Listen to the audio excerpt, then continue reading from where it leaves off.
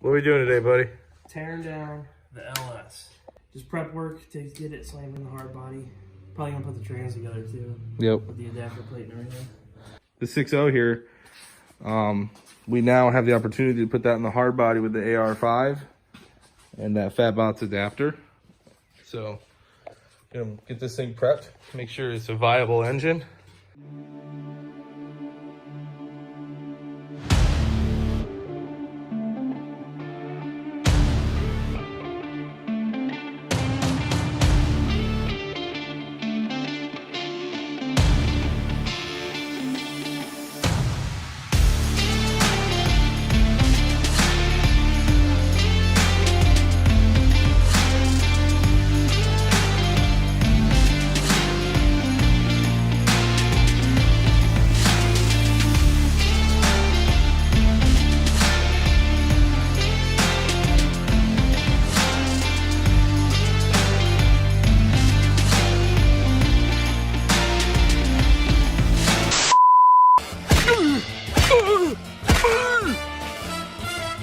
Nothing's working!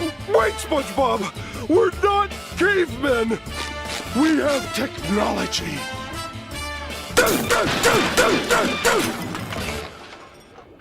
It didn't work.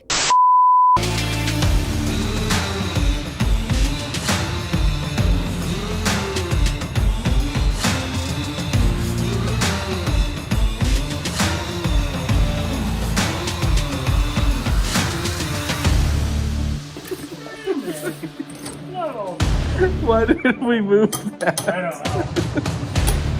Oh, God. Oh, it's one of my McDonald's bag.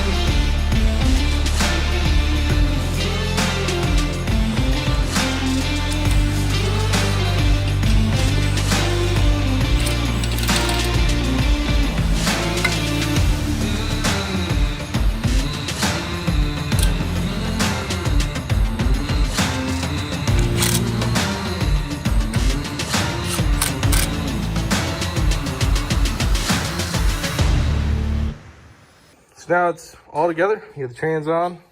Eric's putting in some new plugs. Get the new dipstick tube on. We only have one of the freaking coil pack racks. I don't know what the hell they're called. Coil pack rack. That sounds kind of cool. Anyways, so we gotta get another one of them. Alrighty, guys. So we are at Pick Apart again here in Horseheads. These guys have been pretty awesome for us. You know, we've been able to come here like over the past couple of years and get pretty much anything we need.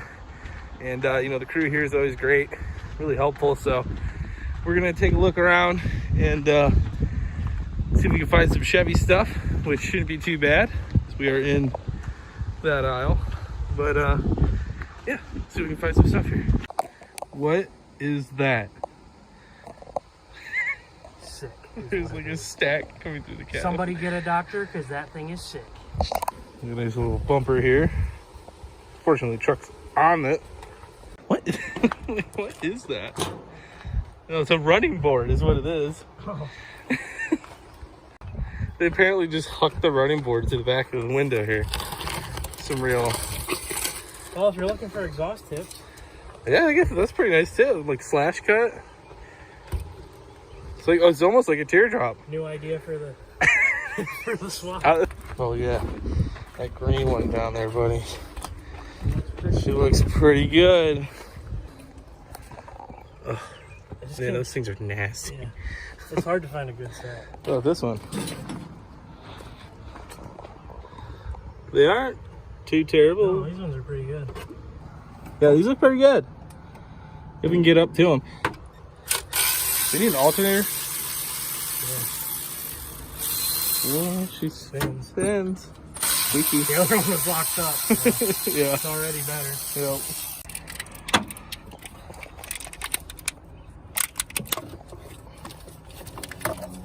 The socket. Where the heck? It's right there. I see it. Don't need a socket, maybe, but a mechanic. Too long. The other cool thing they do here is they do all these like specials and deals for like different parts all the time. So you can get a pretty cheap LS and all that stuff really easy. So like we came through, we got the AR5 here, got the LS here on a deal weekend. So they've got a Facebook page. We'll put their link in the description below, but you can check that out. And they post on it all the time, so you can see when they're doing all their special deals. Yes. Oh God!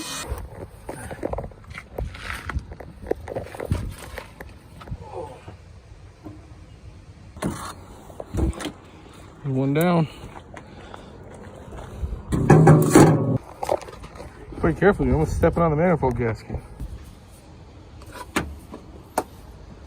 Oh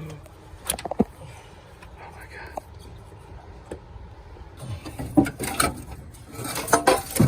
Hey! Got ourselves an alternator.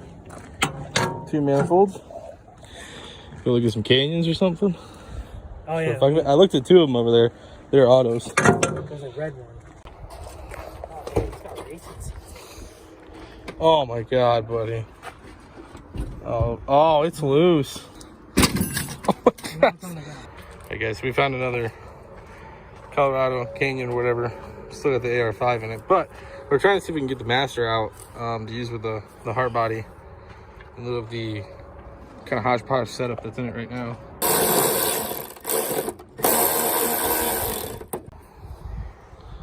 Yeah. Just clips in. Or presses in or something. Maybe a clip on that? Is that like a... I don't know. Yeah, We got our manifolds. We've got the alternator. That's it, right? Yep. Oh, and the clutch slave for the AR5 setup. So, clutch master. yeah, yes, clutch master. Master, buddy. Anyways, so really, that's gonna complete this. Well, it's gonna complete this trip. It's gonna complete the LS stuff for the most part, hard parts wise. We got a care package for you guys. I heard. Look at this, man.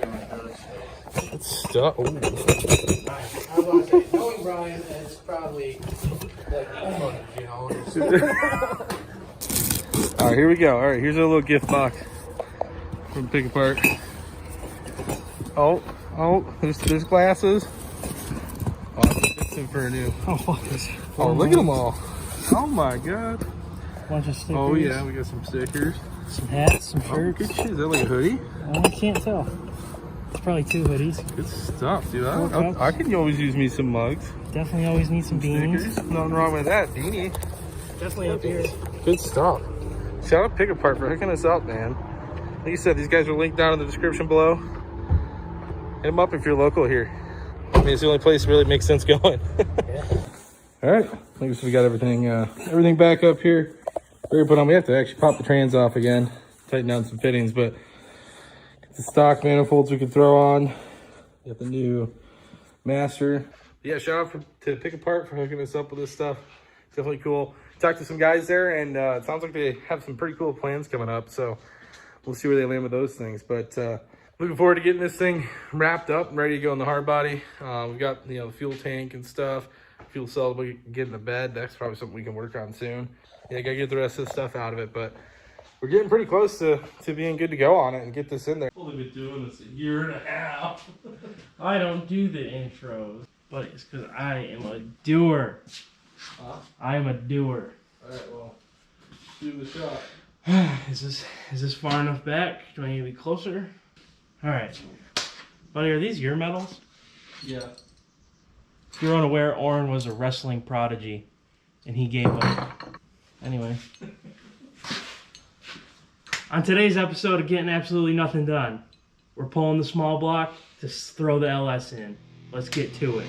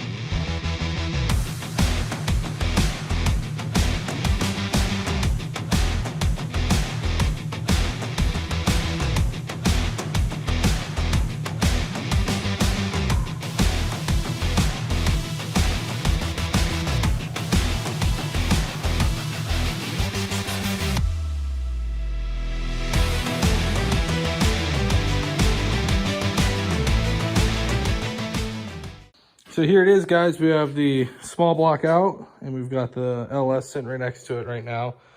And so you can see, this is a 305 and a T5, and then this is LQ4 and a AR5. And lengthwise, like end to end, we're pretty much identical, realistically, which isn't that big of a, it's not really a surprise, but we get some different heights, it looks like, with depending on how you look at this shifter assembly and whatnot. But otherwise, that's a T5's a little bit further back where the shifter is. This will benefit us a little bit too, because the T5 sat in there crooked because it was in a car. This came out of a truck, so it should sit flatter and be a little bit easier to maneuver through the shifter hole. Right. That's over there. The other thought is, either way, because of how we had to mount this, or how we mounted it in the first place, this was, this was further forward.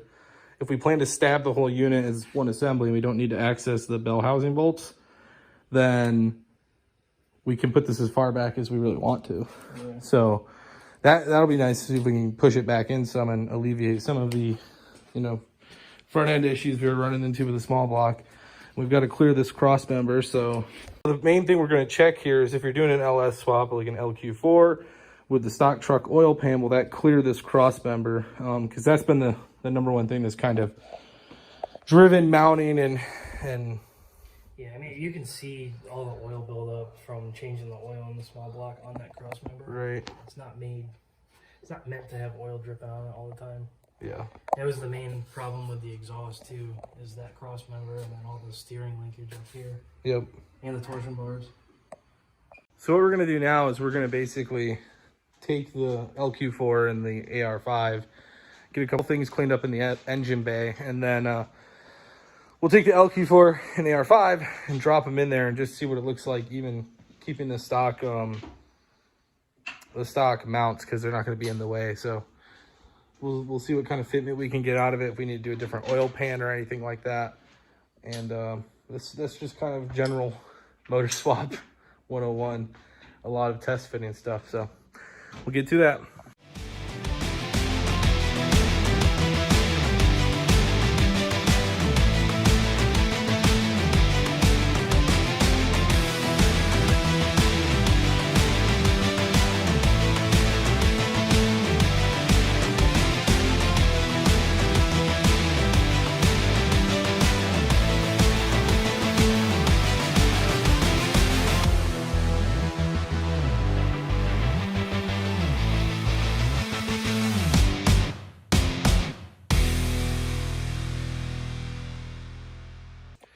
So just a little bit of information here. If you're going to try to do this LQ4 with the stock headers, stock manifolds there, you can see pretty much they're going to exit directly above both frame rails on the truck, stock hard body frame. So these aren't going to fly to get it down, that's for sure. We might be able to flip them and go up, but definitely got to take them off to finish out the test fit. So guys, a little bit of recap here. We've got essentially a couple different cross members between the frame here. One up at the front, which you can see here. And then we have two back near where Eric is. You can see him down in there. So there's two in the back. You can see one right here.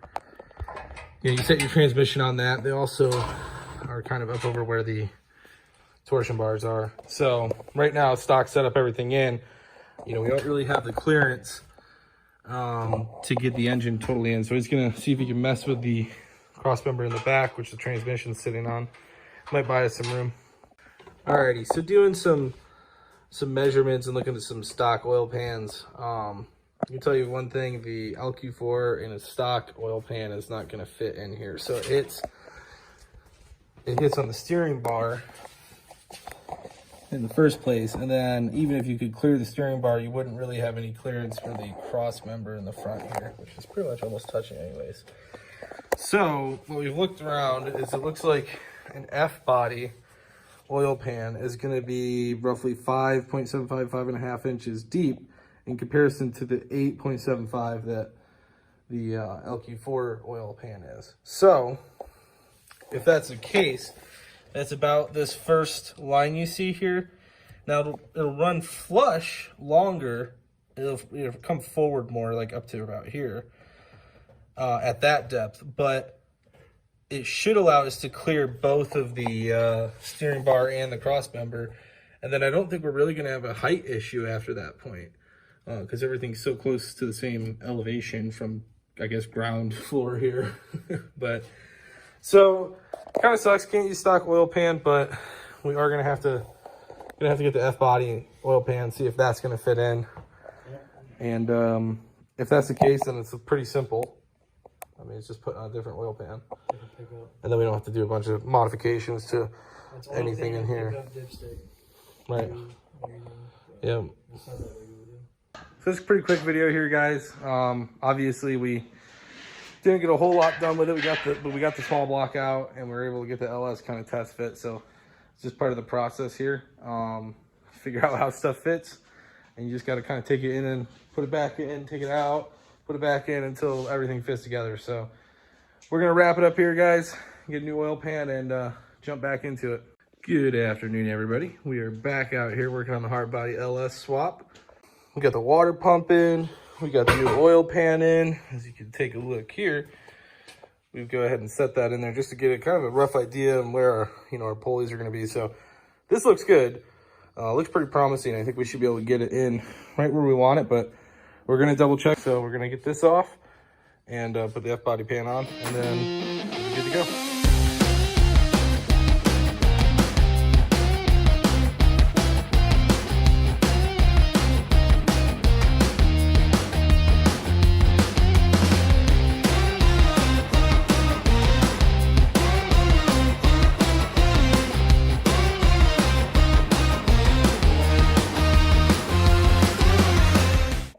So Eric's getting the new pickup tube on.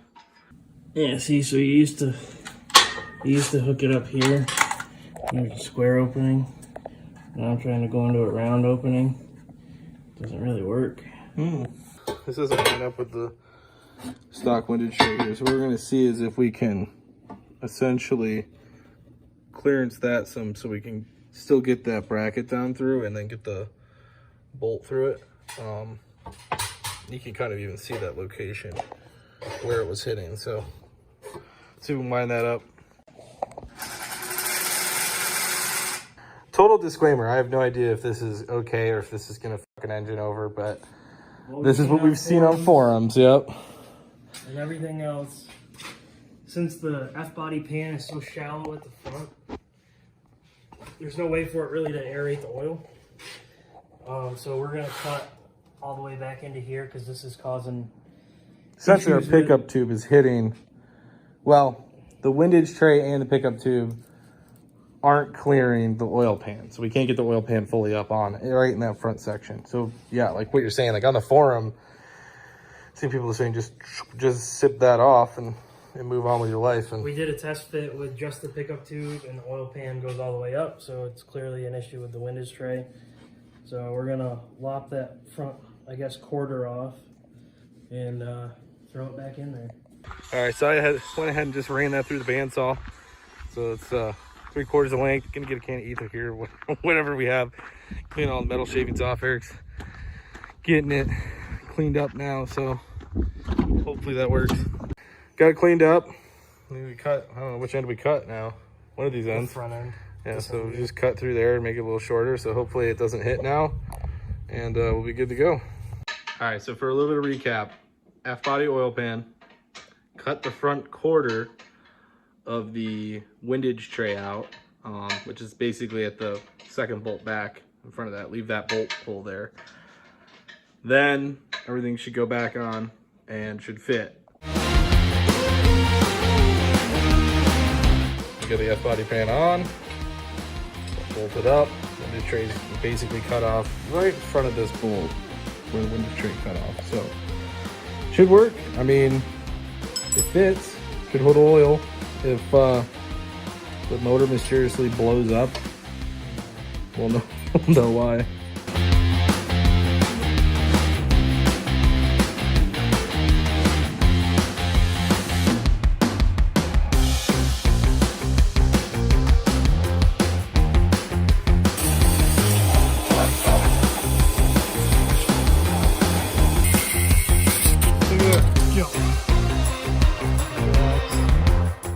All right, so while Eric's finishing up getting the engine mounts out, I'm gonna start working on this stuff right here. We're gonna get it cut off and flipped, and I'll start fabbing up the replacement pieces for it. All right, so we were bracket sectioned, so we can do that. After flipping this, we'll be remounting it like such. We'll build down into here and make the weld that way. Okay, so we've got this tacked. We basically made a cut, flipped it, tacked it on there. We're gonna go ahead and bolt it back in to the truck and just double check that that gives us the clearance we need before we do any kind of finish welding on it.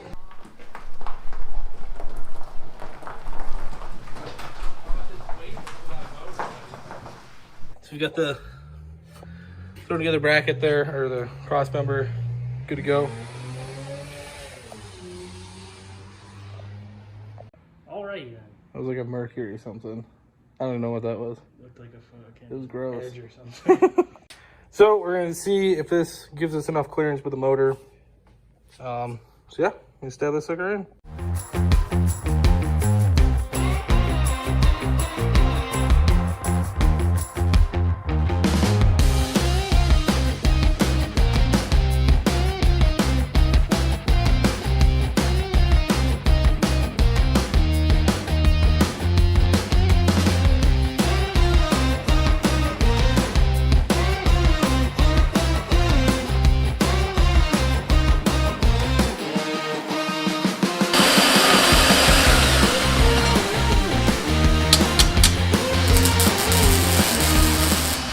So Eric's finishing up some welds on the cross member under the engine there for the suspension. So based on what we can tell right now, test fit number 1's done.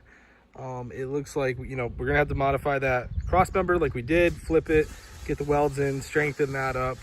Everything looks good there, so we'll get that ready to go, get it cleaned up and painted.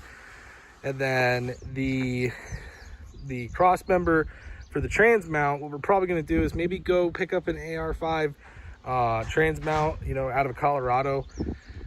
We might see if we can use that to modify it. Otherwise, the stock cross member is pretty close there, so we might just run a plate with, you know, bushing to make the connection to the AR5. So overall, there's some custom stuff here, but you know, everything's looking pretty straightforward. Nothing that was super crazy. If this is something we do too, like we could maybe set it up so someone just ships us their cross member and we do kind of like the the flip re-weld and then strengthening, and then like maybe get it powder coated. So I don't know if anyone wants one of them, hit us up. But otherwise, I think, you know, we're kind of past the next step of fitting things together.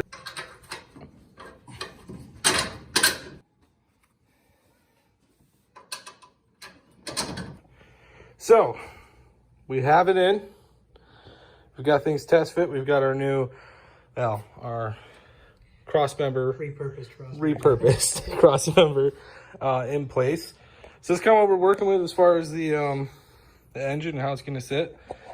You can see our oil pan there, sitting up over the cross member. Now that we kind of clearance that, and then drag link is clear in the front of that pan. So it's an F-body pan. Head under here really quick. Oh god, shit. So you can see right there, we've got, you know, 3/4 of an inch, so we could kind of come down lower, but we're trying to keep it clear over those bars. So everything looks really good there. Trans height is good. Show you that inside the cab. You can see there's the little hole there, and then the AR5 where it's sitting right now. I might have to cut over into here a little bit. Might have to cut there a little bit. There's also, like, I think we can give a little love on the side of the tunnel here and get this motor over some, but naturally anyways, as if these are some sort of wild creature, by production, these were, the engines in these trucks were offset over anyways. So like if you were to look at a hard body the like that. The exhaust was over here, which went under. Right. And the intake was over here, which went up. So yeah. It made more sense to shove them over this way.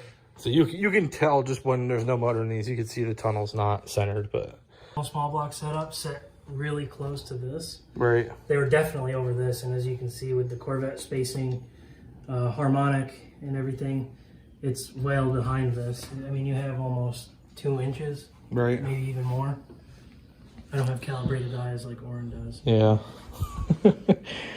On the drive shaft side of things, the T5 and the AR5 share the same splines on the output shaft. So we'll be able to use the drive shaft we already have made up to see if it needs to be lengthened or shortened. And then I think what we're gonna do, if it needs to be shortened, we're gonna measure it and see how long a stock Colorado's drive shaft is, because it's over there. That's a piece of it. Yep. That's how we verified that the splines are the same. This is the Colorado slip yoke, and it went right in, no problem. But it's got a solid aluminum, well, not solid, but it's got an aluminum drive shaft. So we might just go steal the one out of, there's one in our local pick and pull. Shout out pick and pull. Buy, not steal. Yeah, it's not theft. Shout out local pick and part, stealing your. I mean, good luck stealing a fucking drive shaft in there, realistically.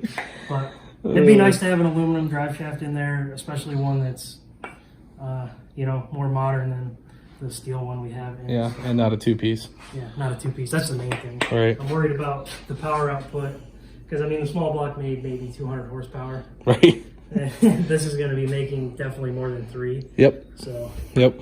So I think we're going to call that a day. I think that's a good one for us. Just kind of be able to test fit and see where everything's going to go. I'm going to do motor mounts next, and the trans mount, which will take a little bit of fabricatoring, but everything else should be good. So a good start as far as getting everything fit in here. We like where it is. We are able to fit a lot deeper than the small block. So that'll be the end of day 2, working on the old LS Hardbody swap. Like I said, happy with the progress we made today. Get things wrapped up so we can move forward on the next step. So we'll see you guys when we get to doing the motor mount and the trans mount, and then we'll have the engine in there. So every time we're working on this thing, it's always thunderstorming. Whenever we're like mounting something, which is most of what we do, I guess. We're bolts are honors. All right, guys, so we still have the T5 mount, the T5 swap. So what Eric's gonna do is he's gonna go into the truck, he's gonna mount this sectioned cross section out to the T5 mount, bolt that all to the trans. We're gonna use that to kind of line up where we need to weld everything together and what shape we need to make this look like. Quenching. get hit by lightning.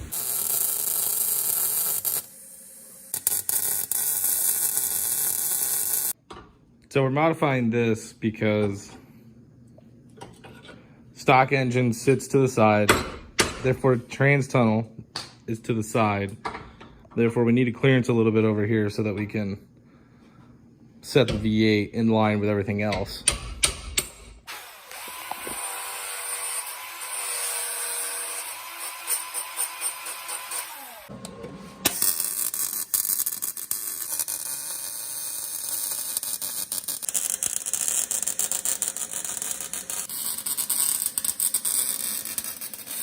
So here's the deal, guys. Here's the recap on this. So we have got the trans mount in, which we made out of a modified stock cross member there. We'll show you that in a little bit. We've got the motor mounts in. Pretty simple stuff. Just cut up some metal and welded those into the shape. So now we're kind of at that, like, we're kind of moving past the mechanical point. We're getting to all like wiring stuff, fuel stuff. So what we're going to do is we got to do another freaking Lowe's run for bolts and hardware to get everything mounted. And then it's going to be like legit mounted. It's going to be in there. Once that's done, that we're moving on. Once all that's finished up. So we're going to go grab that stuff and get this thing sitting in here on its own mounts.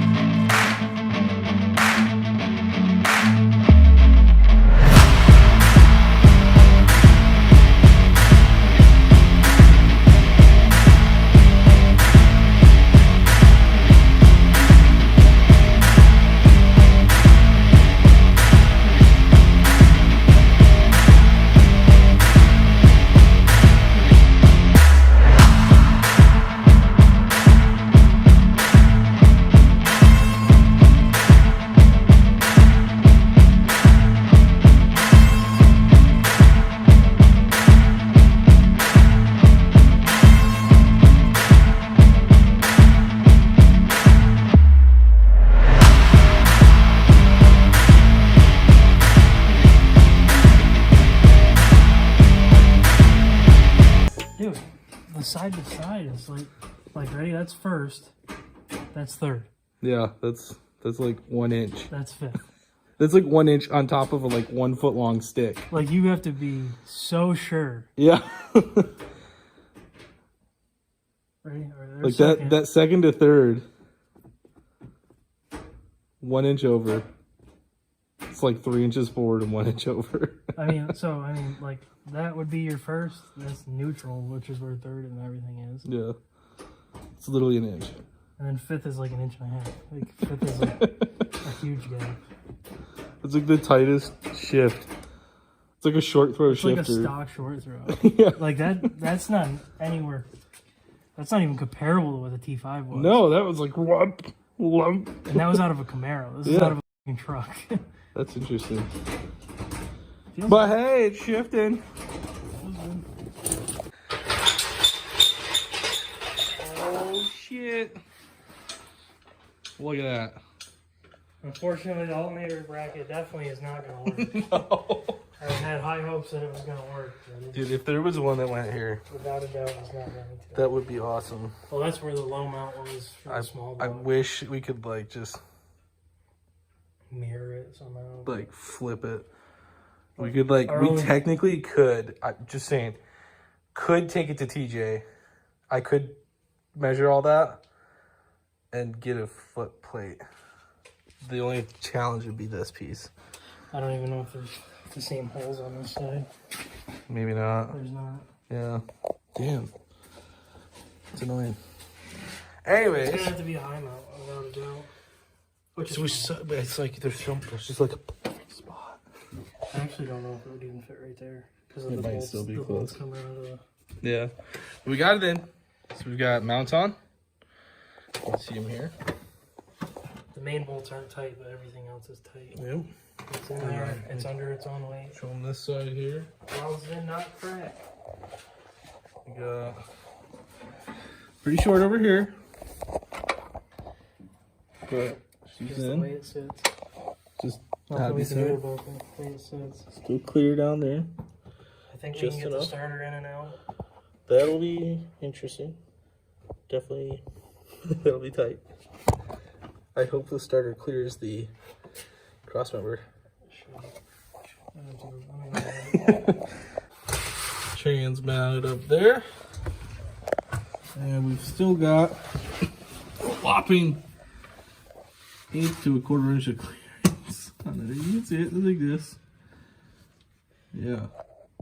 It's in. It's actually in.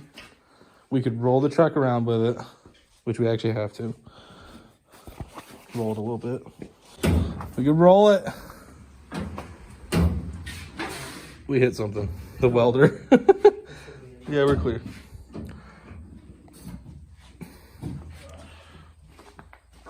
Sweet. But that is an LQ4 with an AR5 inside of it. Hardbody. Yep. It's in. This one actually lines up, I think it actually lines up better than the P5. Like you can see too, like we said, Crooked. it's offset, which is fine. The tunnel's offset. Nothing we can do about it. Probably better weight distribution anyways. Once there's a driver in it. You gotta remember too, the way the small block pan was, is it was so deep. It was probably truck pan deep, Yeah. Yep. and that's what was sitting over top of the cross member that we modified. And Right. that was the unmodified cross member, which when we flipped it, it dropped it 2 inches at least. Yep. So that I mean, that fits great. I mean, like, you could almost run, or could have almost run a stock radiator. Like, not stock radiator, but like stock location. yeah, for what I'm we, saying, like, what we use it for. this depth right here, like, we don't even have to, like, that doesn't have to necessarily be that way. We could Probably just leave it though. maybe. It might make it a little easier. We already have our mounts and everything for it. I want to let's rebuild those a little bit. They work at some for right point. now. They work for now. They're just like they're like please stay here mounts. But It stays. It stayed through the burnout. Yep. It stayed all the way down to Florida. That's it for this one. In the next couple episodes, we're going to be doing the rest of the assembly of the engine. We still got to modify the drive shaft that we picked up from Pick Apart. It needs to be shortened and adapted to take to the Nissan rear. Still got to get alternator bracket, but intake, injectors, everything is ready to go. it's like piles of parts everywhere. And then I think really probably the last thing is going to be the harness and computer and tuning. Yep. So that'll be the next few episodes, or it might be one. I don't know. I don't know how these get split up. Yeah. We're trying to like pack it all into as much. We don't want to make 10-minute clips of like getting nothing done. Yeah. So we always try to get a few things done Yep. throughout the course of a video. But that's it. She's mounted. Well, we figured we'd take a second to kind of step back or just to go through where everything's at and kind of everything that we've worked through to this point. We're actually really close to firing this thing while also being really far away. I'll show you what we got going on. So first things first, in the engine bay, we've gone ahead and we got a ton of ICT billet stuff in here. We've also got some Amazon stuff. So I got the coils on. You can see we have the harness in there, as well as the injector harness and all that stuff. So that's all hooked up on the vehicle. So we also got a new, this is actually a stock Nissan throttle cable for the hard body. The original had been shortened for the small block. So we're going to be replacing that here pretty soon. Got that stock part in. It's going to be plenty long enough. You can see there. So we'll just have to get a little bracket hooked up here just so everything works. Got a nice big throttle body there. Got to do a couple changes here. We noticed that's not going to be so great. So we have to put a longer line on here to get the fuel line through from rail to rail without hitting the throttle cable. Another thing we went ahead and worked on here. This is kind of mocked up right now. It's got a MAF sensor, but we wanted some form of an intake that wasn't just a filter right here on top of the radiator. So went ahead, did a 90, ran some 4-inch pipe down here, and then we went and bent up this, right now it's made out of 22 gauge. But you can see we trimmed it out to, it's got a little tab down here. Also, this filter is just something we had left from the small block turbo build. It will have a full filter on it. But either way, this little heat shield is blocked off essentially that fender space, and we've got a ton of areas for airflow to come in from outside the engine bay. Wanted to do this just so the thing had some cold air to breathe and it wasn't just sucking hot air from wherever under here. So I'm going to be making a template out of this, and essentially I'm going to bend the same thing on 16, and I'm going to put some tabs on it here. See that? Just so we can bolt it to the stock bolt hole, so it's nice and OEM fit, quote unquote. And yeah, so just a couple things we got to do with that. Just make sure everything looks good. 1 out of 16, then we'll get that powder coated. I mentioned the fuel system a little bit ago, so we went ahead and we have that pretty much all hooked up in the engine bay. We've got the regulator, got the rails. Like I said, got a little bit of work to do under here for these so we can move our throttle cable. Our rails on this Amazon intake, they come with some tabs that don't really make sense as far as securing the rails down, so we do have an extra pack of little L brackets. Unfortunately, they're slightly too narrow for the hardware, so we've got to either take these down to Stapleton's, which is our local engine shop, and see if they can throw these on a mill and just kind of open that up for us, or we'll just see if we can run a drill bit or sand it. You can see our return line running down the back side of the block there. Drops under here through the fender, and it actually runs along the frame here and back up through the bed. This is a 10-foot section. That's usually what they sell them. Was not long enough to make it to the return, so got some more ordered. Not here yet, but once that's here, we'll just throw some fittings on and run it back to the return. Feed line, pretty similar story. Come down through the fender here. You can sort of see it back there. Runs down and out, and then down on the frame, and comes up over here. Should have enough to make that work. Got our fuel pump, our fuel filter, and our fuel tank. Saw some comments questioning, why not use the stock system? The simplicity is obviously we took out the stock system when we did the small block build. The other element of that is where we can locate the weight, as well as accessibility. So by putting everything in here like this, yeah, it's exposed. Yeah, it takes up bed space. I mean, this is a burnout truck. That's its sole main purpose. The other thing is that we can work on all of this. So most of these fittings pretty much all these fittings will be accessible. So if we have leaks or air pockets, we're going to know.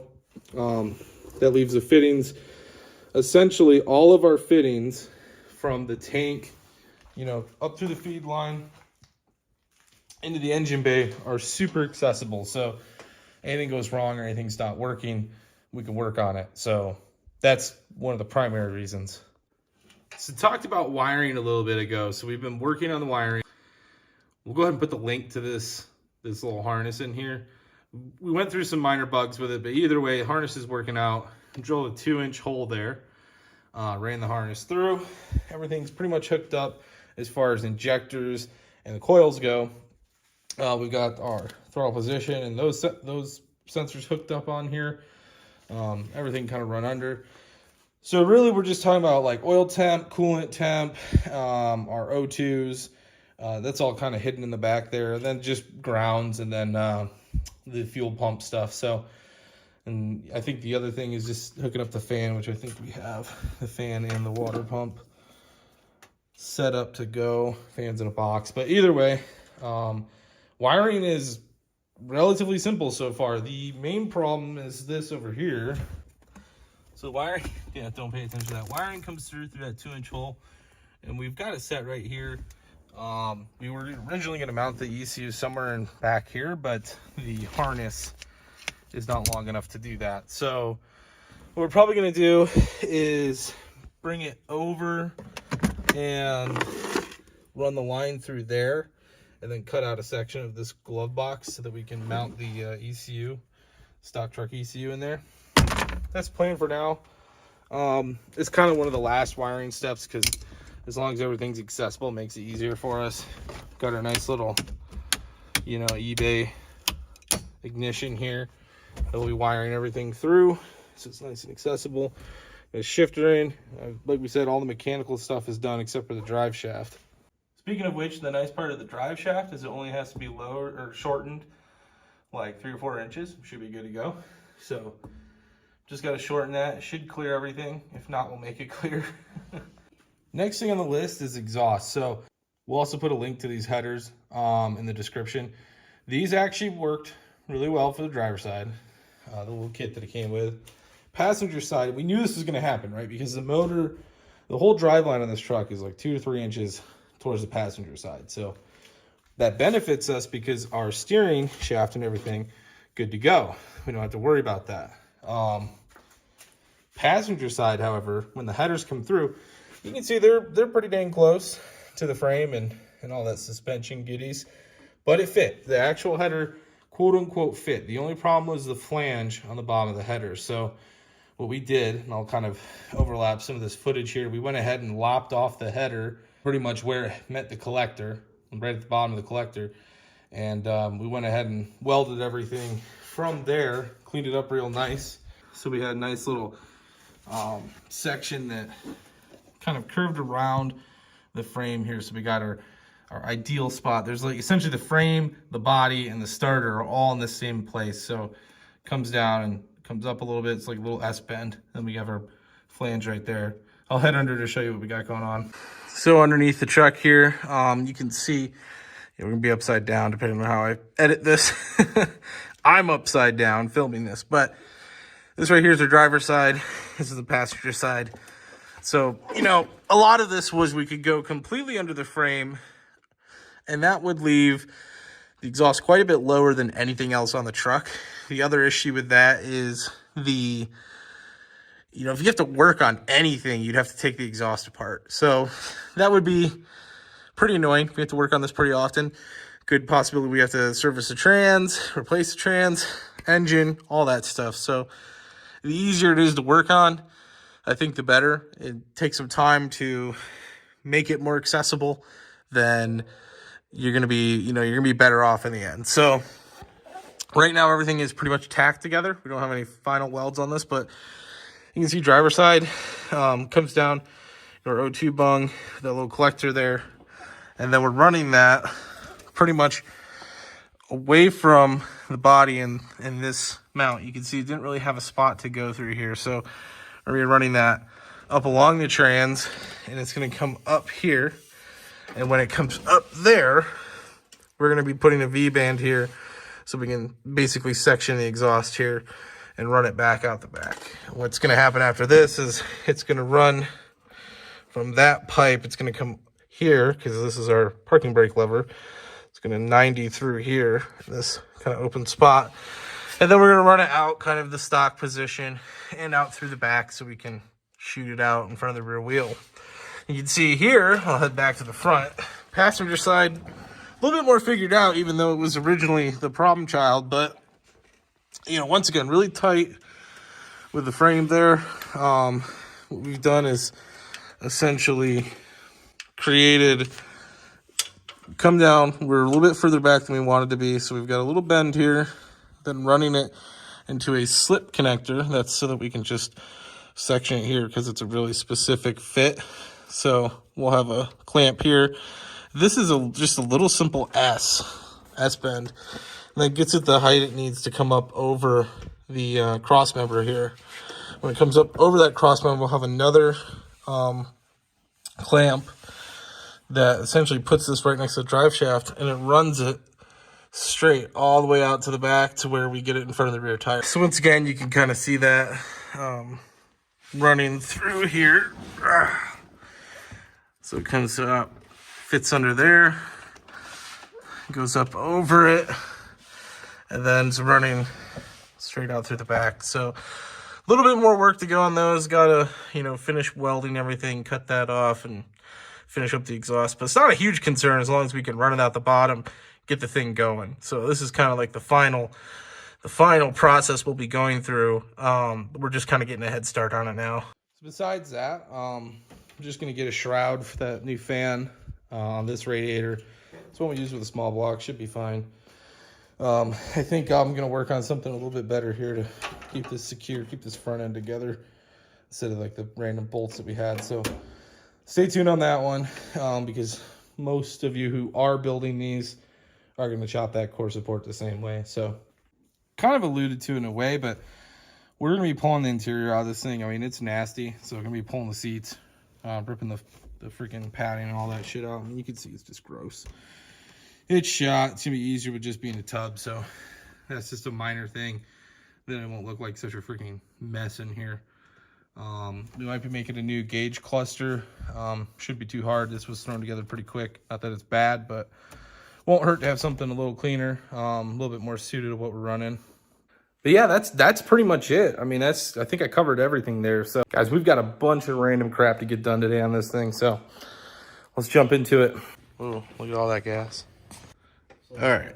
Yeah, so it's an F-body oil pan, 2012, 2015. Doesn't matter. Here's the number. Here you go. Finally found an oil filter for this thing. So put that on and we can like start putting fluids in it. Can you go ahead and get the rest of the exhaust welded together? So we're working through the rest of that. Gonna get our 24 karat gold treatment on all the pipes, right? Absolutely. Sweet. Oren's over there welding. We got the throttle cable hooked up to our ICT bracket, to the stock hard body cable, to the stock hard body gas pedal. It opens most of the way. We can adjust this bracket still a little bit to try and get the full throw out of it, but other than that, should be good to go. Okay, we get the headers ready to go and the rest of the pipes. So we're also going to be taking the heat shield and the 2 radiator mounts, get them done as well. All right, we're on the way over to Timworks, drop off all the stuff, get powder coated, see what he's working on. All right, so we got the rest of the exhaust dropped off at, well, the exhaust and all the pieces dropped off at Timworks. Back in the garage, we're gonna finish up the steam port kit in this thing, and then we can call it a day for today. ICT, we're waiting on that sponsorship. You are half of this truck.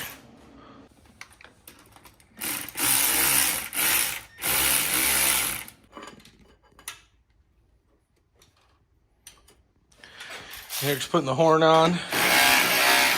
Now it's road legal-ish. Oil time. This is the worst experience of my life. Taking off. Wow. Did you just get on the Mazda? No. Dang it. Probably need to fall off because it's at a weird angle. Well, it's just like, you know.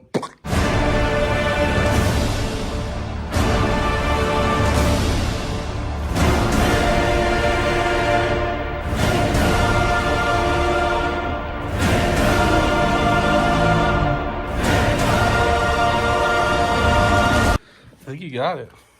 It now has oil. Now what? Oh, you know, just everything. You put everything back together: intake, fuel rails, injectors, spark plugs, exhaust. We definitely didn't take 10 steps back, taking stuff to the powder coater. I promise.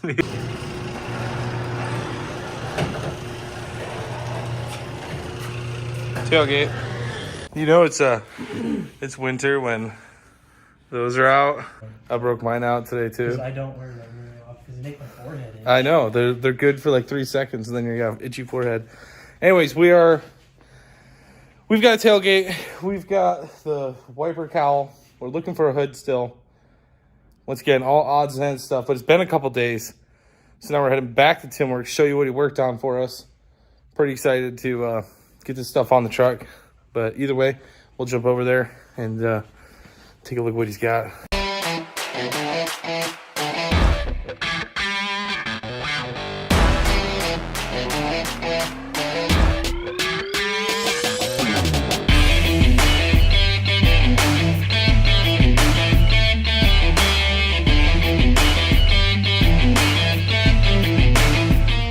So you seen what I did? I was just doing this.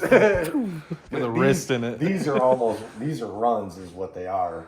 But it goes, I mean, that's what we were looking for. I mean, the only big mistake I got is I was hoping not to get the orange and blue mixed across, but I think it's fine. But it also nobody's ever going to fucking even notice that. There's the wiring, there's fuel rail in it. I mean, that's kind of how this is supposed to look anyways. You probably won't see a lot of this. Yeah. This is all, everything should be hooked back up and proper on all this. Okay. I didn't coat, and you'll see the edge here, I didn't coat the face of this. Even though it's an O-ring, I didn't. Right. So we got all our powder coated parts back in here. Gonna get these things put back on the truck and then move on to some other stuff. But I think that's the final goal here for this one.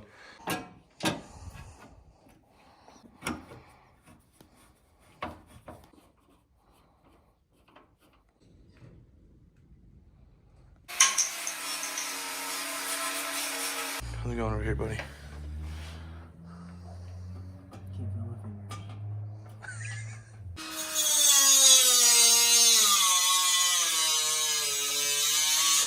If I stand in front of that, do you think I'll get warmer?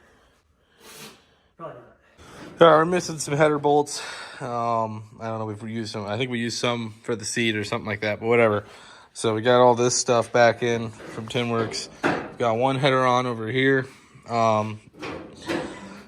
We have to get more of those. We're still playing around with the oil pressure sensor, but we think we have a solution using the old harness, the original harness, I guess. So Eric's getting shit moved around over there, and now we're gonna go ahead and try to put the tailgate on the truck and do some body work stuff, I guess. Oh.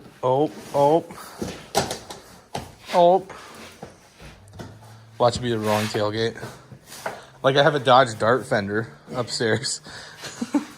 Hey, guess what? So it didn't come with everything we need, which seems to be a symptom of everything we do. It came with some of what we need, but not everything. Yep, we need that. I'd call it a hinge. Threaded? Yeah, it's threaded. What's it on this one? On this fifth wheel gate, it was just like a round fucking pipe welded to it, and then a chunk of metal. This is how it goes. So we wanted to get something done today, so now we're heading to Pick Apart to get some stuff, and there's a crash in front of us, so we just aren't supposed to get anything done today, I guess. Guys got us right in here, and we have got a Frontier with hopefully everything we need. Make it work. My heart feels cold right now.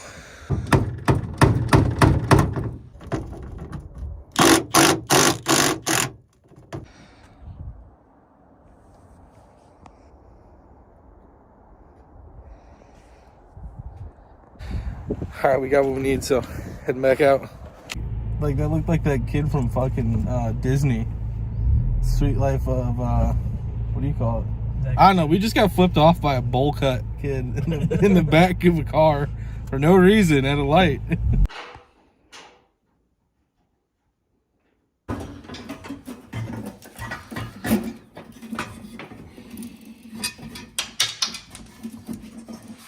Yeah, anything cool you want to say? Shout out to Tinworks. We got sweet powder coated stuff. Yeah. Tinworks got us hooked up. We got one Cerakoted. One Cerakoted, man. There we go. We're going to take him another big batch of things. Some hardware, some more block-off plates for that. What the hell was that thing? It's that. And then this. And then this. People are really worried about us, like, dying from this.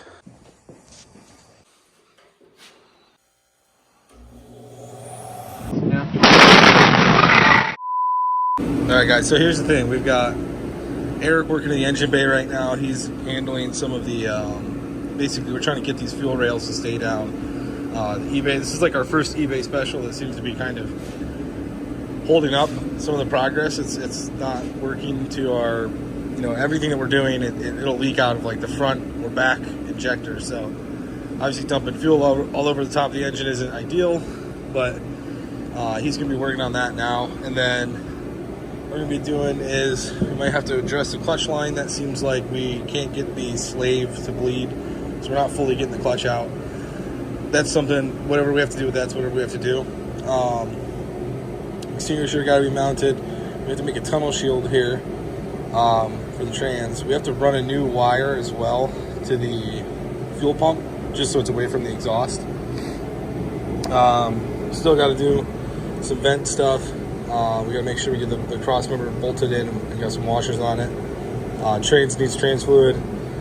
Exhaust just needs some hangers, and then the fuel lines, you just have to double check, make sure they're not going to hit anything. So a lot of random stuff today, just pieces of things. This is all like the little end stuff that just takes forever.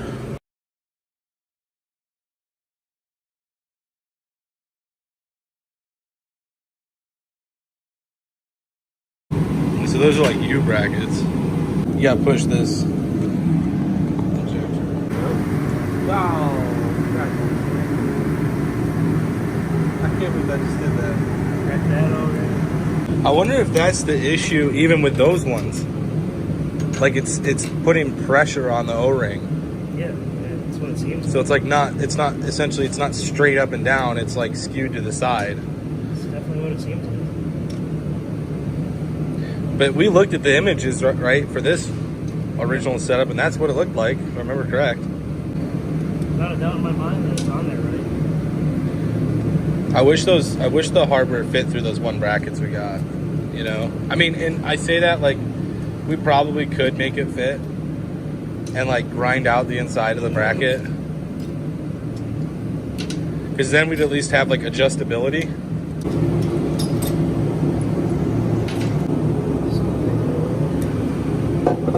Guys, this is the second time we've been at Pick Apart today. We came here looking for a Trailblazer intake that was here a couple weeks ago. That's gone. So we were like, we're doomed.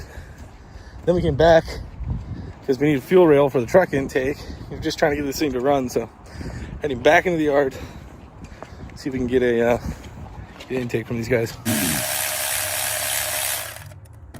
Crack that open and eat it.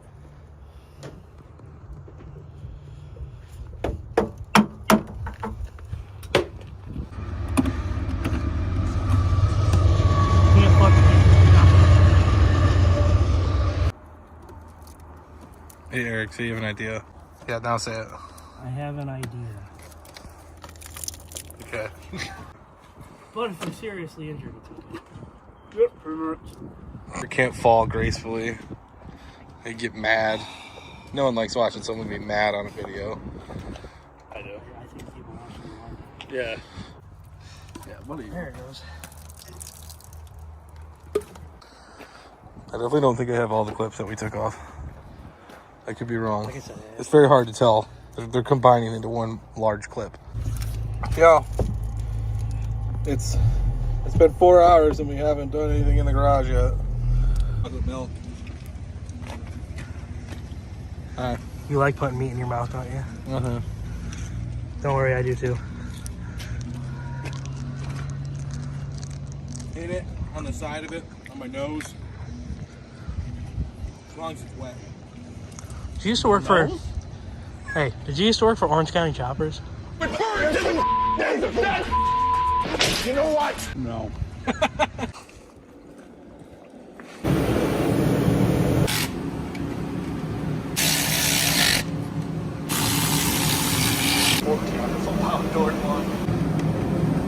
Hitting that. Woohoo! You know, this is OE Garage, not OnlyFans. I don't know why you guys keep taking clothes off. Rails on. No, not the. Oh my god. This is like the bane. Like this is like Eric's broken part spots with parts that are 6 years old. Hi, Corbin. So we're gonna see if we can get. Don't even pay attention. We're gonna see if we can get some something quick and dirty to work for the fuel system. We don't have stuff on hand to do it exactly how we want to do it right now. So we'll see if we can make something happen here.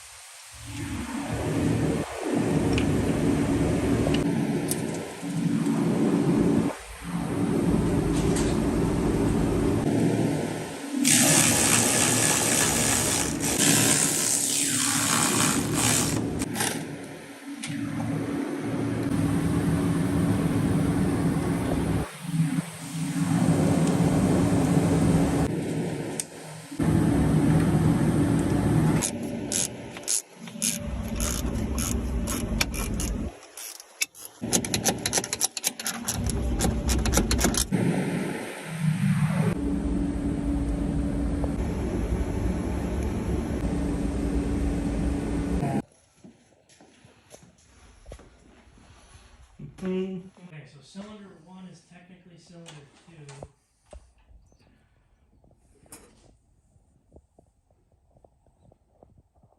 2. Two is two We're pinks. not even going to be able to check that way because we don't know which side those harnesses went on anyway. Got it.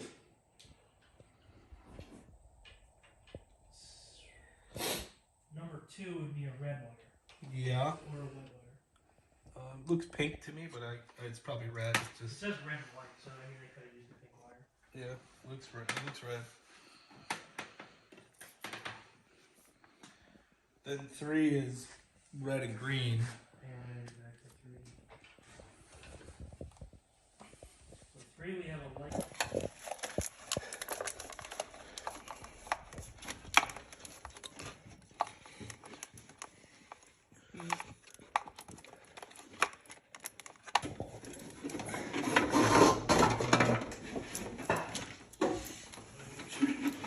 Yes, that's all slack. Okay.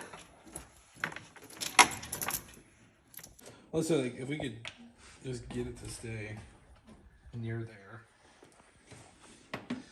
Yeah, I'll zip tie it for now.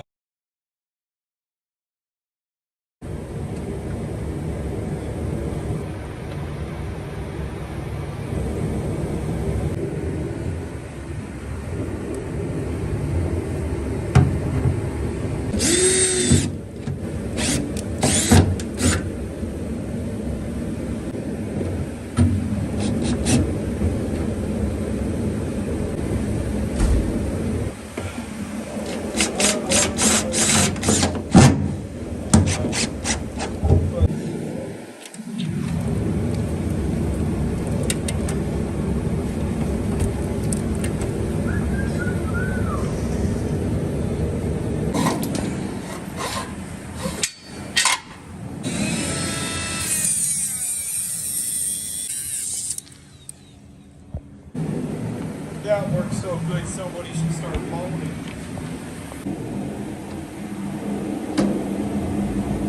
Small.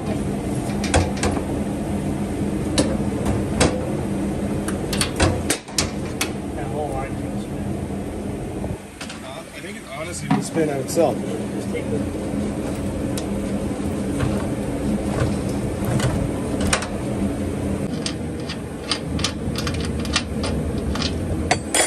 shit. Fucking whole fittings loose.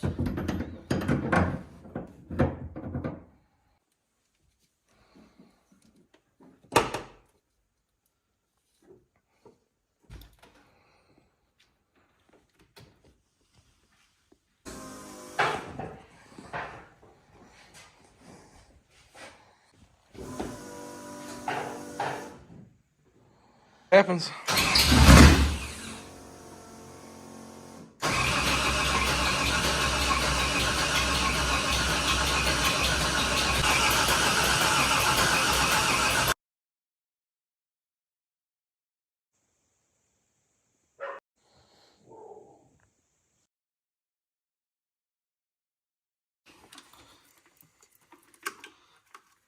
It'd be a little weird. It's not gonna love it. So what we're checking now, guys, is we've crossed the ignition coils anyways, because this harness is, we've got it backwards. So we're not getting any stumbling or anything there. So Eric's doing is he's pulling the, basically it could be that we have the right bank on the right bank, but it's backwards. So he's gonna flip these to see if that'll help run it in the right direction.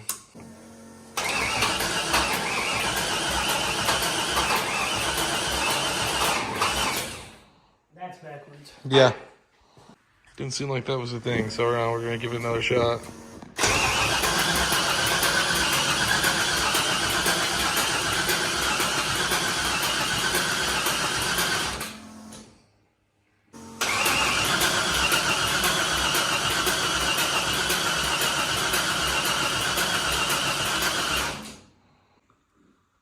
I don't know. I mean, that didn't make any kind of bad sound. But it didn't make the sound we want to hear. It's a stinky little motor. This is It ain't running fucking at least 2 years. it's just like poofing, At least a year. little dirty air out the top, blowing smoke signals. Do I have everything plugged in? I mean, I believe so.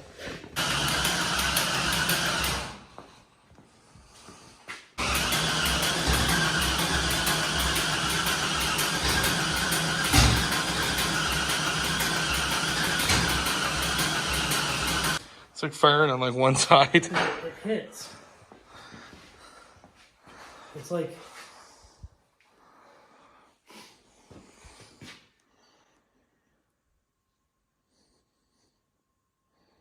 They sounded worse when we traded those off. You know what I mean?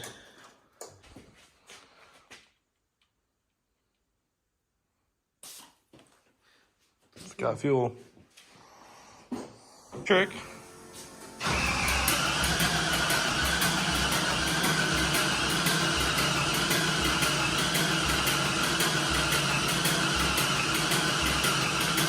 Okay.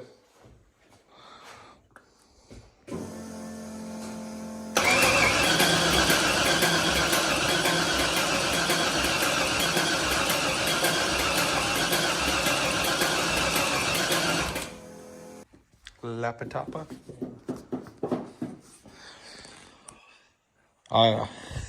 This guy. Let's just leave your. Oh, that's right. You have two. Do you have two laptops now? Damn. Well, it's a little bit challenging to start your build for the first time when you don't have the laptop to tune it. But it already does have a VATS off tune in it. Right. Technically, it should run. Unless it's fucking... Maybe it is timed backwards. I don't fucking know. But I put everything back exactly where it was when we took it apart, so it should be fine. Right. You know what I mean? It's got to be ignition. Something to do with ignition. Because it's definitely got fuel. And it's got ether. So... either it's not letting itself. However, we've had a couple stumbles. There's been a couple things happen. Mm-hmm. Now we know we have the ignition. We have the fuel injectors repinned backwards, right? Mm-hmm. And right now we have the coil packs running from the opposite bank. Right. When we swapped the coil packs running from the opposite bank, it didn't really seem like it made a difference. Whether it was running like the same bank or the opposite. It would make sense that it's the opposite because we've, you know, it would just make sense. Then we also flipped them backwards to the opposite order, which that started to sound bad. That started to sound like it was fighting itself. Mm-hmm. So we could try swapping those again. Swapping them how?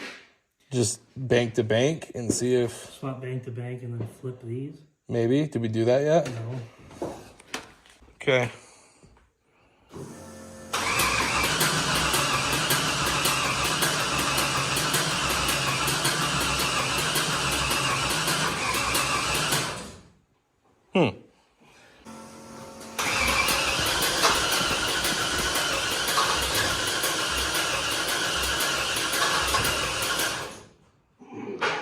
Doing that little... Stumble again. Yep. Wiring a lot. Right. I mean, that's all I can think. I mean that could have been how it was from factory, but I don't know because it's been so long since... Right. Right. Because, I mean, even if you think of it from the perspective, like, they're symmetrical, but they're mirrored. They're not, like, the same thing on either side, you know? I mean, you would still think, though... Well, it might be because we're running them backwards. You know what I'm saying? Mm-hmm. So it's not actually supposed to be like that, but we're flopping the side of it. So I don't know, because otherwise I don't know what else we've tried everything. And I think at this point, if it doesn't fire, it's either rewire it or there's something with the ECU. Yep.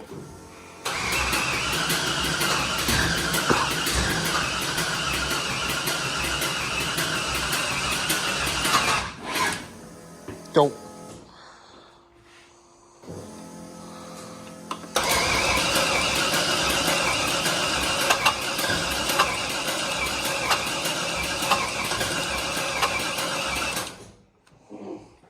It's farting air back out the intake. I mean,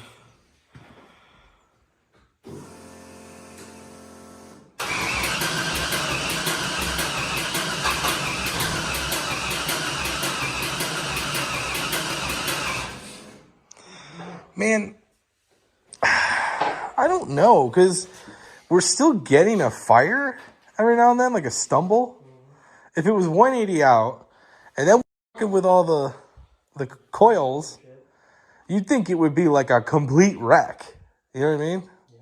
Not like just turning over. Like right now, it's just like, it's just turning over and stumbling. Like, I don't know. Like I said, I don't know if there's something with like the tune where it's not letting it fire. Because it's like this whole time we've done a bunch of different crap. We haven't gotten it to buck once. That's trying to do. All right. That's that, please. Think so? Yes. One time. Yeah, but if it's backwards, what does that mean? It's firing as it's trying to push. Well, because I mean, so now what if we swap the plugs?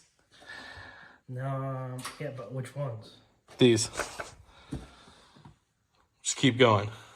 We're just gonna keep. Well, if we swap these, then it's the same situation that we were at before. The packs are in a different row, though. Like they're in a different direction.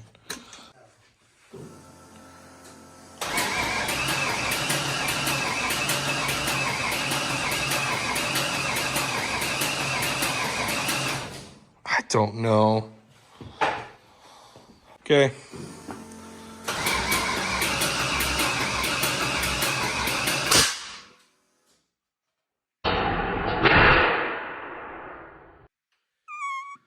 What is that? Oh.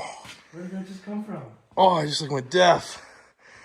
Holy Jesus. It came out the top, dude. I'll show you in the video. Yeah. So. I think this is 180. Yeah, like you said. It's probably 180 out. How are you supposed to do that? Huh? It'll tilt like. Oh, yeah, there you go.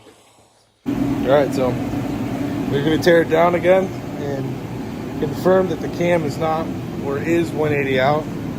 So Eric's gotta take all this stuff off and then take everything down so we can get the cam free moving. It's quite a decent bit of tear down, so we'll get to it.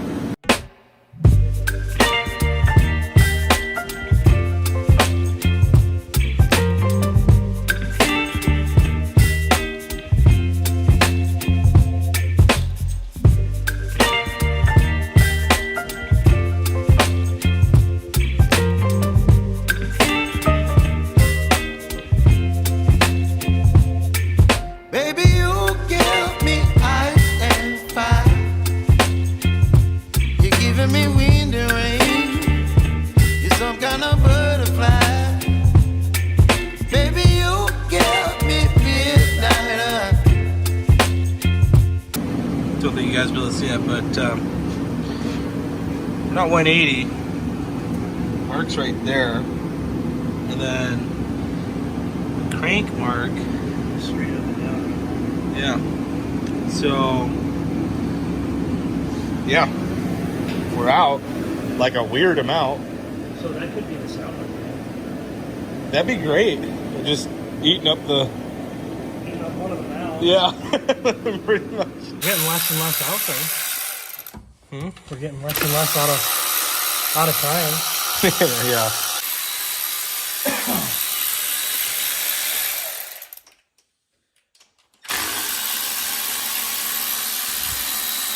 Like, I think this is where like people like fail at this. What? It's cool to like want to do a motor swap, and it's cool to do all this stuff and like learn how to do this stuff, but like at the end of the day, you still need to be able to So it's keep shit working. So it's exhausting on cylinder one. Mm-hmm. So we might be 180 degrees out right now. So technically that cylinder is probably at top dead center. We're partially out. Either way. Well, I'm going based off the crank. I don't care about the cam right now. Yeah. So that thing is pointing up. That exhaust valve is down. Right. That means it's at top dead center for the exhaust stroke. It can't mean it's at 180, right? Could that be a thing? That's what I don't know. Because it rotates, the cam rotates twice for one crank rotation. Let me spin. All right, I'm gonna spin it over again and get the thing back to the dot on the crank. Okay. Back to top. Yeah, and see if that's... See what this is doing then. It just doesn't have it, It's only buddy. got one bar on it. Like, at the end of the day, if it's the first time you do something and you screw it up, at least you did it. And then just do it right the second time, right? Yeah, I mean, how do you learn without doing shit? I think a lot of people like to think you can We've just... never stated, oh, we're the LS gods, Right. you know? We're 10 years short anyways to it. And then... Yeah. I mean, it's all in practicality. I mean, you can research a living crap out of stuff. I mean, that's kind of the problem with, like, the internet. It's like I said, so many people think, like, that information is accessible, but, like, you're living in la la land, you know? It's when you're actually here doing this stuff. That's where it happens.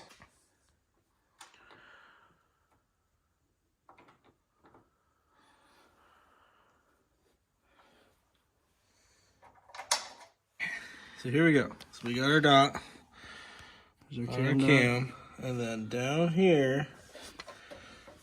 Oh yeah, it's there. If it'll focus. Oh. Ah, It's right this there. one. It's this one right Wait, here. you can kind of see it. That one, that one. Okay.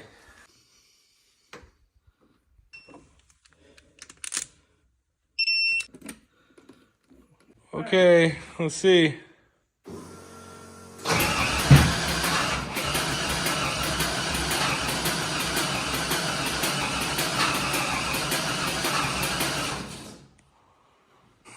Okay.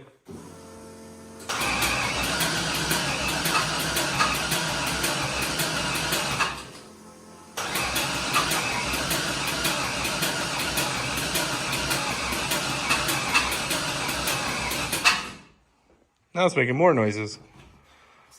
It's literally like it is getting no ignition, and whatever we've been hearing is just like something that has happened, you know? Whether it be like from compression or whatnot.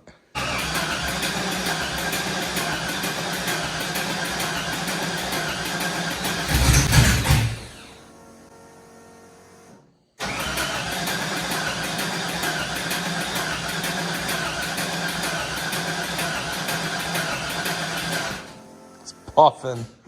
Huh? Poof, poof, poof, poof, poof. Fired. Like I also super. forgot, I didn't have the second switch on, and I think that second. Oh, that's like the I think that's like what turns that's it on. that's the body Yeah. switch. Basically like the BCM switch. Yeah. Okay. Maybe, I don't know. Set that thing to jump. Huh? Set that thing to jump. I feel like its jump start doesn't do anything. I feel like every time we've done that, it's like not caused any kind of change. All right, let's set it to jump.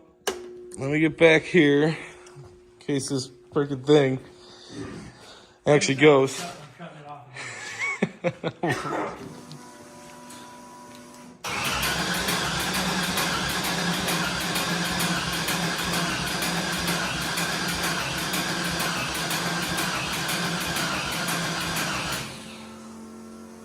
What is up with that? I mean, what is that? Run that fast. Huh? Hit it for like... Try again. Try again.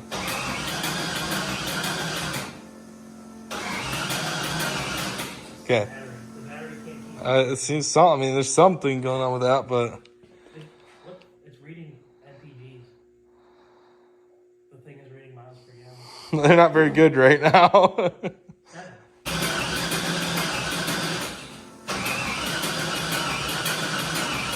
It's only Well, guys, it's not the outcome we really were looking for. Obviously, we were hoping this thing was going to take off today, but we did get it to fire there at the end. It ran through a couple times. I mean, it's been really cold. The battery, it was a new battery, but like it sat out here and did nothing. Obviously, it's been doing a ton of cranking. So all we could think is maybe the battery at this point is, I mean, it's got like what was it, 7 volts? When yeah, it's hopping between 7 and 9 volts when it's cranking. right. So it could be that the battery is just not enough to supply the coils while it's cranking.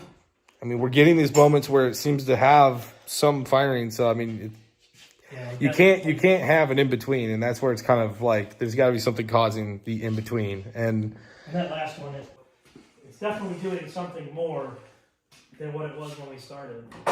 right, Clearly, the cam wasn't in the right spot. yeah, that was a problem So, in general. Yeah, Live and learn there. clearly stated. No, Yeah, all the Facebook mechanics, they all had it, man. They knew. But yeah, so now the cam's in the right spot. At this point, what we're going to do is we're just going to let this battery charge up. And we'll get back out here. I mean, this thing is pretty much ready to run. It's just minor stuff, so we need to get it running before we can finish everything up. But let's end this one off here, and then we'll get it going. Hopefully the next one. Okay, guys, so back out here working on the Hardbody. I'm being totally honest with you.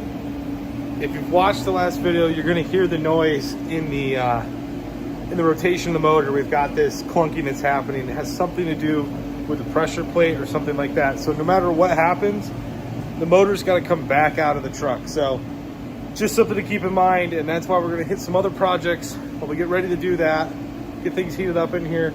We're going to jump on some of the small stuff that we still have left to get done, just some of the cleanup items. So I'm going to knock those out. Now the tunnel shield's on the agenda for today. We got to get this thing cleaned up. There's a lot of space around it right now that, you know, we want to get it tighter to the transmission itself. So in doing so, we've got to run a new fuel pump wire. Where it's run right now is just to get it going. So we're going to unhook that, and we're going to pull the existing shield plate in there out, and we're just going to add some material back to that to make it fit.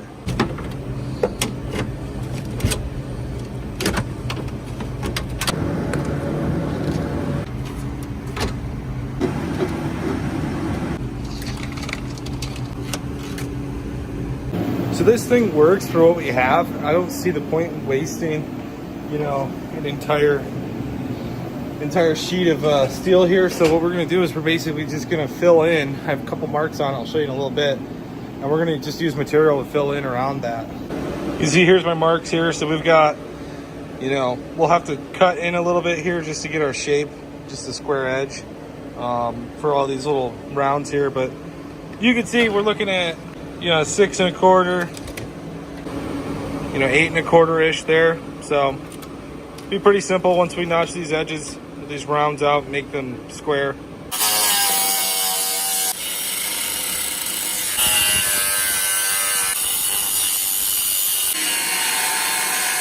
All right, now we'll take some measurements, get some of that flat stock, and cut it to fit to weld in there.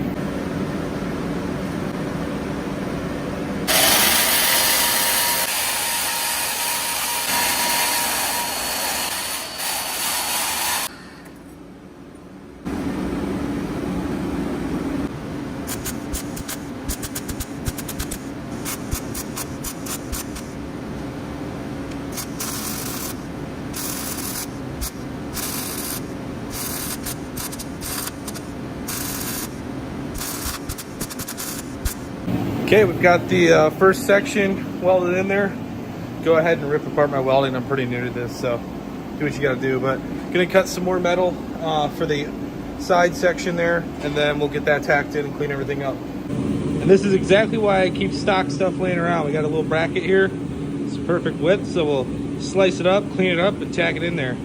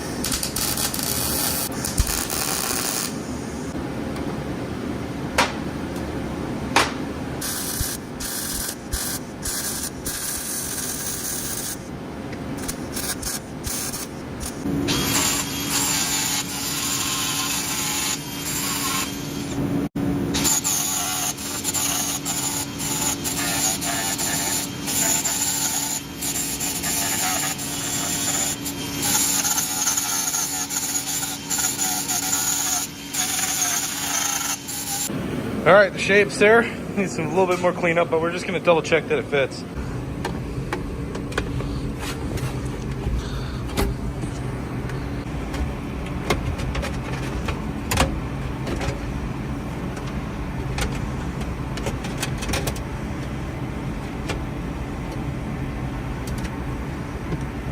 So we got that in there. You can see it's definitely a better fit around everything.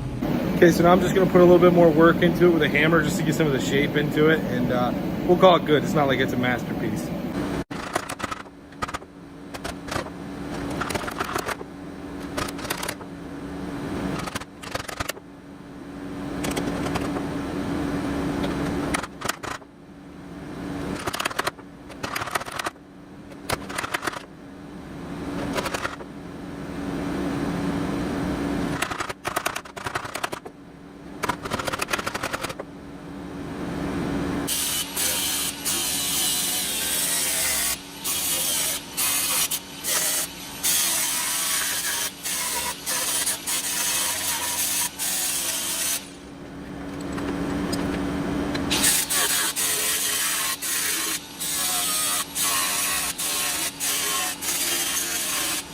All right, we'll go ahead and get this thing installed back in the truck.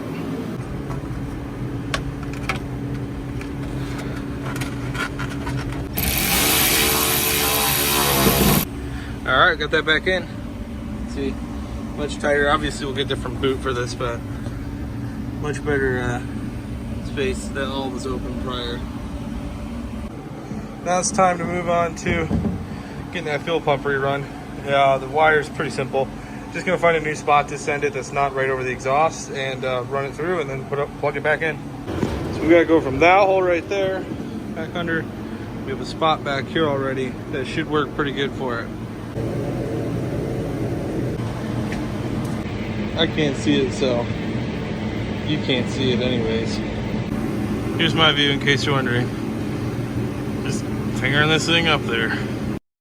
Oh, got it.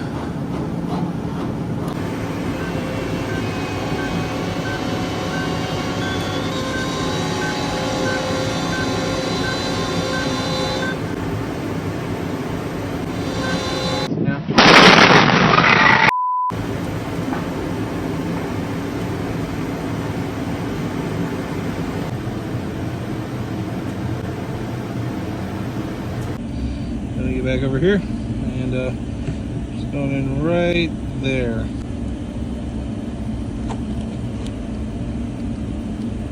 Okay, wired up. All right, so that's gonna be it for this one, guys. Got the new fuel pump line run. Got the new, we'll call it new trans tunnel cover in. Unfortunately, like I said, to address the noises, we've got to take that motor and trans back out. So that's coming up next. We're gonna be working on that. But otherwise, I'll get you guys in the next one. All right, guys, so you might be wondering, why is that thing not in the truck? So sometimes it's just how it goes. You screw things up, you just got to fix it. So in this case, we went ahead and pulled the motor back out with the trans because when we installed the Fatbot kit, we actually put the clutch lines in backwards. So we had an air pocket that we could not get rid of. So take everything out, flip it over, and that way we won't have to deal with clutch issues once we finally get this thing running. So today, sorry, I'm trying to yell over this heater, but today we're gonna get this thing slapped back together. If all goes well, we're gonna get back in here, start trying to tune and run this thing, and then hopefully we can hear this thing run for the first time.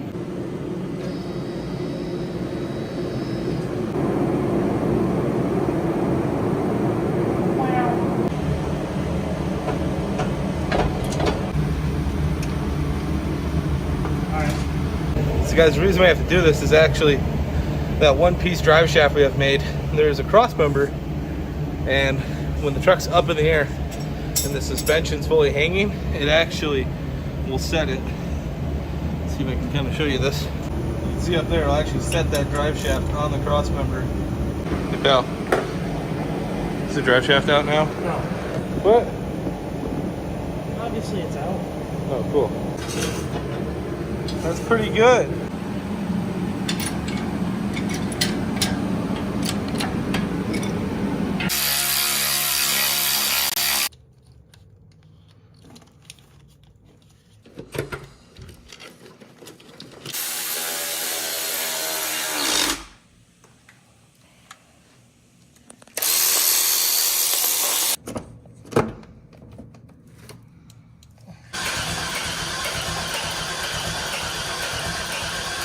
working again.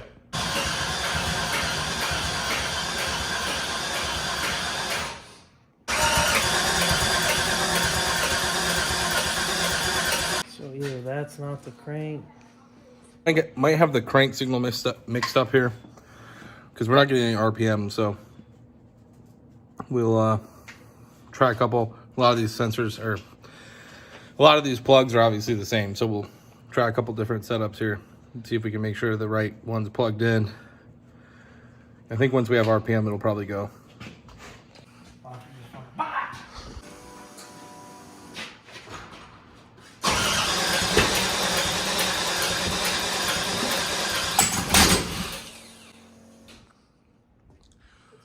It's stressful.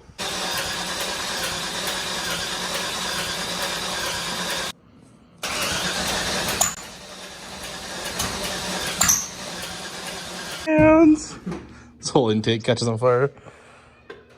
Yep.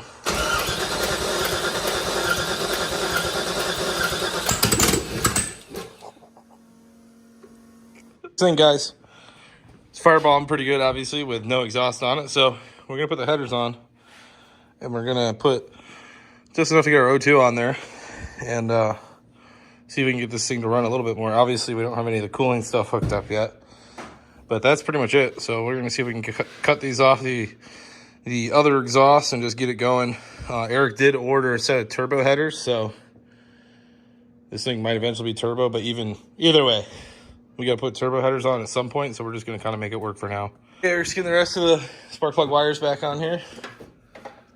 And we got the headers on, so we're pretty much ready to go. See if it runs for a little bit. See what it sounds like.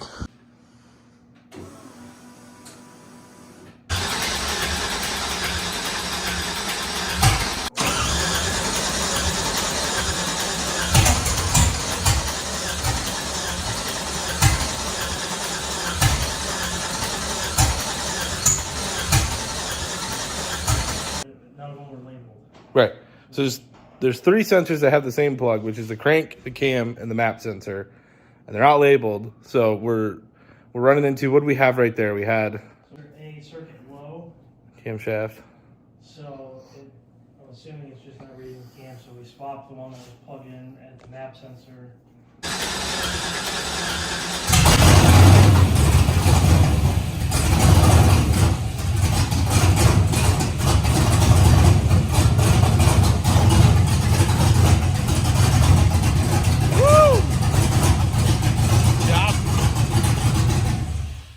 Oh yeah. How fucking sick is that? Nice. Dude.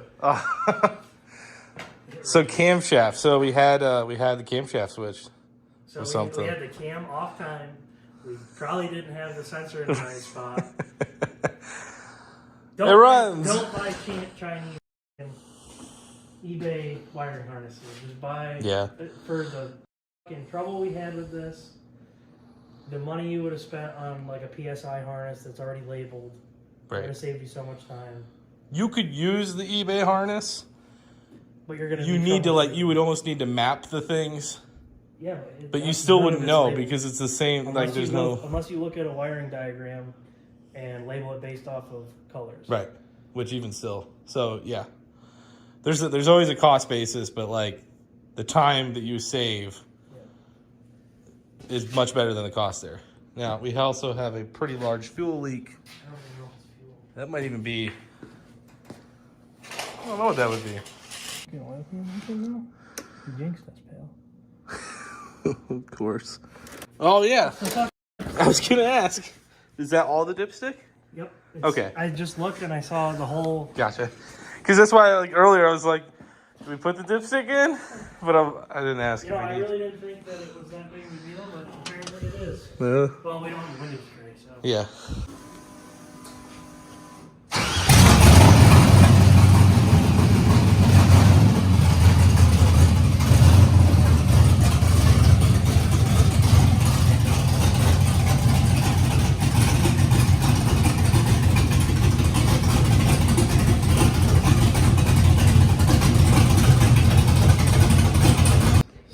Yeah. I can't tell if it's leaking still. It's a pretty decent leak. Sweet. Why does it smell like salmon? Cool. Well, Doesn't sound like it's not getting oil, so I think that's good. yeah, sounds good.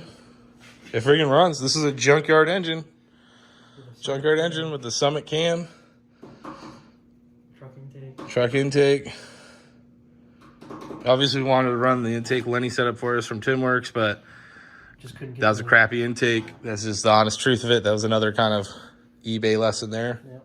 which is fair. Most of the eBay parts are working right now. Did you do that? Oh. It's running on 7 cylinders in that last clip. Well, let's get 1 of 8. Starts fast, man.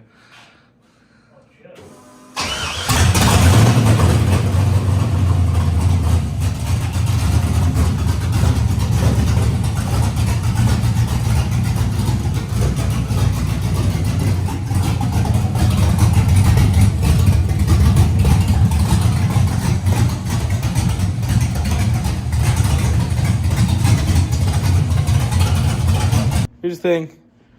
It runs, which is super awesome. We got all that worked out. The thing actually runs, and it runs well from all of the 17 seconds it's run. But radiator hoses, we do not have them, and we don't have like a great solution yet. So basically, to give you kind of a rundown, doing this swap, like we took out the core support for the small block Chevy swap to get this exact radiator in here. This is a 20, let's say it's a 27 by 19, right?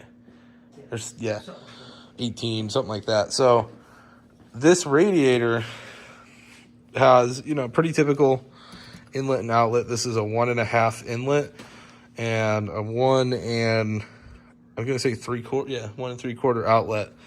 Now this Speedmaster electric water pump, they're both 1.5 fittings, and you can already see, even though, like, once again, this is the core support's cut out, so this radiator is further forward than it would have been anyways. You can see if I put the camera like straight up here, like there's only room to essentially do a 90 and come down and 90 back into this. The lower hose is fine, as long as we have something that'll reduce it to a 1.5, which we looked online, we can find those. But this solution here also needs to involve the thermostat. So it's a very tight spot, as you can see, and we just have to. No one's gonna have stuff for this, so we've got to order something, some 90s or something that'll make this work, so that we can hook that up and have the thermostat working. But we don't have that here, and there's nowhere here to go buy these things. So yeah, so we're still mulling over how we're gonna make this work. So unfortunately, even though it's freaking awesome that this thing's running, we can't really let it run for too long, and we gotta wait a little bit again for parts to make it work. Like I said, we've got some stuff, but once we get that done, it's put the drive shaft back in, make sure the clutch is working, trans fluid, and anything else is just, I think, small little crap. So it should be drivable pretty soon, but we gotta be able to keep it cool so we can tune it. If we weld that in there, because I'm pretty positive it's aluminum. Cut that out, clean it up, and if I can stick that in there and weld it in there, then the thermostat housing's on the radiator. And then you just gotta take these screws out to get the thermostat out if you need to. Right. It's freaking close. I think it'll work. I wish we had performance shops. Yeah, but it's not the end of the world. It could be. It freaking runs. It's a junkyard engine out of like an 06 1500 HD. 1500 HD, yeah.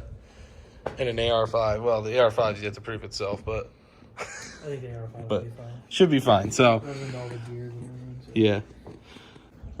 We're gonna end it off there, guys, and hopefully the next video of this thing is not only running but is actually driving. So see you in the next one.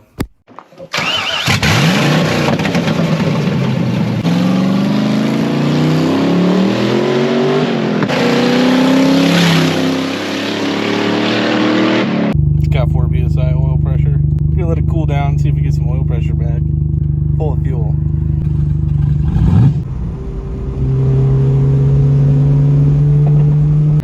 deal. We're taking it down to the truck down to my work to put an exhaust on it tomorrow night. Well, it didn't go so well. So here we are, pulled over in a gas station, probably getting multiple tickets.